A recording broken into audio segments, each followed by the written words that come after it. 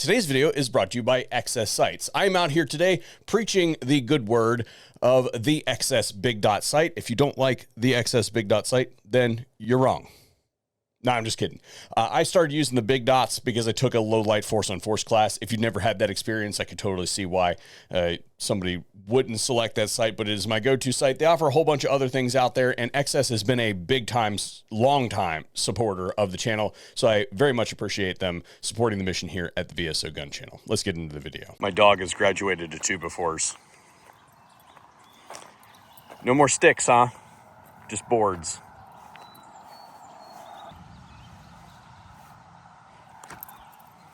Even left-handed. So I'm out here today to urge lawmakers to include the short act in the big beautiful bill. And this is a provision of law that would reduce the tax and the restrictions on the acquisition of short-barreled rifles and short-barreled shotguns. And the reason that I think that this is something that absolutely needs to happen is because those weapons are easily the most effective tools for self-defense. They're the tools that I choose to use to defend myself, my family, my property, my office, my home. Those are the weapons that I choose to use. And as someone who literally works and knows a whole lot about the subject matter, those are the tools that I choose to use whenever possible. Obviously, when we're out in public and stuff like that, etiquette and the tactical situation on the ground dictates that we carry a concealed weapon, and those weapons are just too big for that sort of stuff. But what we are talking about is self-defense in the home, and particularly when we're talking about self-defense in the home for women, disadvantaged communities, or the infirm. Those most effective weapons are the ones that they should have access to. Is this what you want? Ooh. How about into the cornfield over there? That ought to do him for a minute. The truth of the matter is that those folks are going to be the ones that are most likely to need to use those devices. And folks like me that are into this sort of stuff, they've already figured out the process for going through to get those sort of things. But the folks that actually need them are more likely to find themselves in a situation where it's like, hey, I'm a soccer mom that's got a stalker that I'm really, really concerned about coming to visit me tonight type situation.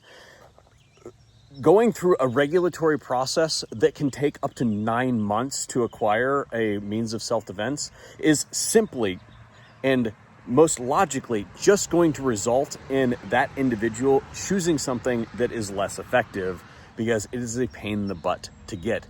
They are more likely going to just walk into a local shop and say, I need help. Can you help me?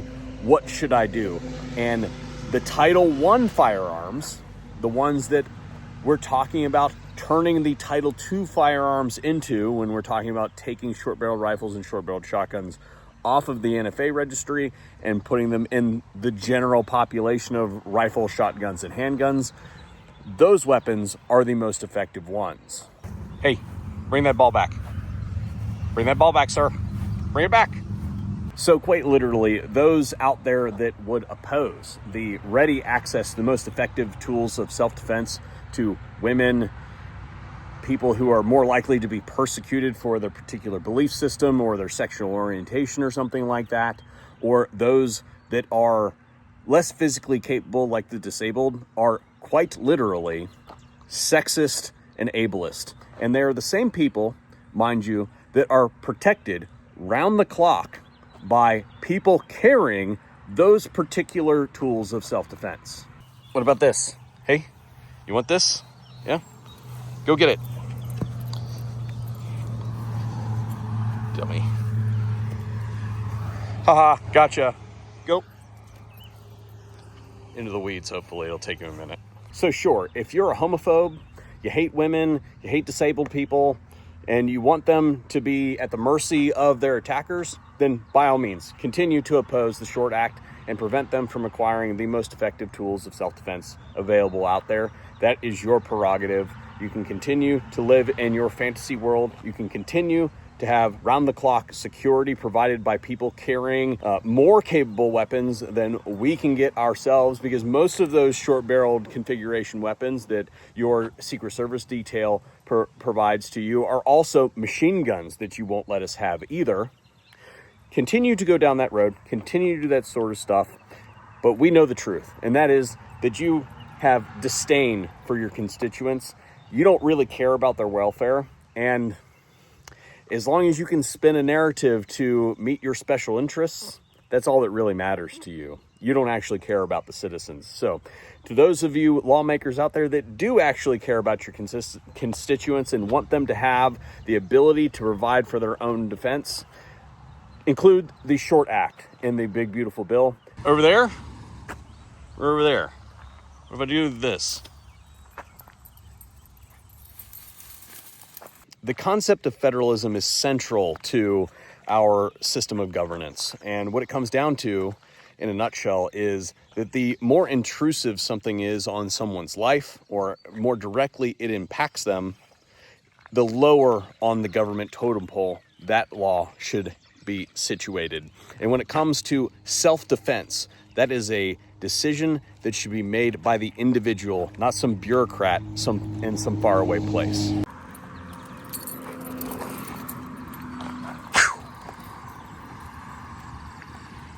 Especially when that law was put into place in 1934, and there wasn't even a recorded vote on the passage of that law.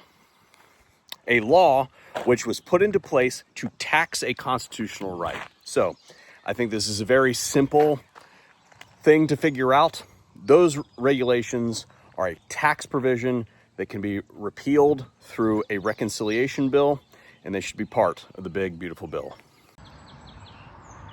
He's now decided that he's just going to sit there and chew the heck out of the ball.